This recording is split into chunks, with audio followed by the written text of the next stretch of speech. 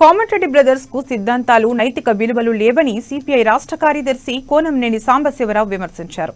కాంగ్రెస్ లో ఉంటూ ఆ పార్టీ గెలవదని రాజగోపాల్ రెడ్డికే ఓటు వేయాలంటూ కాంగ్రెస్ కార్యకర్తలను కోమటిరెడ్డి వెంకటరెడ్డి కోరడం సిగ్గుచేటన్నారు.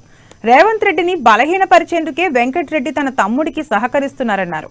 మునుగోడు టీఆర్ఎస్ అభ్యర్థి ప్రభాకర్ రెడ్డి గెలుపు కోసం సిపిఐ ఆధ్వర్యంలో సంస్థాన్ నారాయణపురంలో ఆయన భారీ బైక్ ర్యాలీ నిర్వహించి మీడియాతో మాట్లాడారు. రాజగోపాల్ రెడ్డి అభివృద్ధి కోసం రాజీనామా చేశానని చెప్తున్నాడని, అదే నిజమైతే తిరిగి అదే పార్టీ నుంచి ఎందుకు పోటీ చేయడం లేదని ప్రశ్నించారు. కరోనా క్యాన్సర్ కంటే బీజేపీ సిద్ధాంతాలు ప్రమాదమని, అందుకే తాము ఆ పార్టీని వ్యతిరేకిస్తున్నామని తెలిపారు.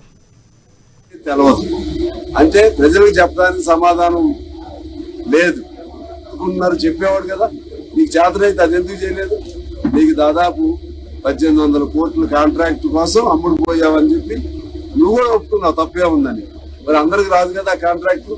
నువ్వేమంటున్నావు? ఇవాళ రాజగోపాల్ మనం చెప్పాలి. రెండోది, కోమటిరెడ్డి వెంకటరెడ్డి గారు ఆయన ఉండేది ఒక పార్టీ, ఆయన చెప్పే పలుకులు వేరే పలుకులు. అంటే ఈ అన్నదమ్ములు ప్రజల్ని మా కుటుంబం కోసం ఏ విధంగా నల్గొండ జిల్లా ప్రజలను, మునుగోడు ప్రజల్ని ఏ విధంగా వాడుకుంటున్నారనేది ఆయన వీడియో లీక్ అవడం వల్ల అర్థమైంది.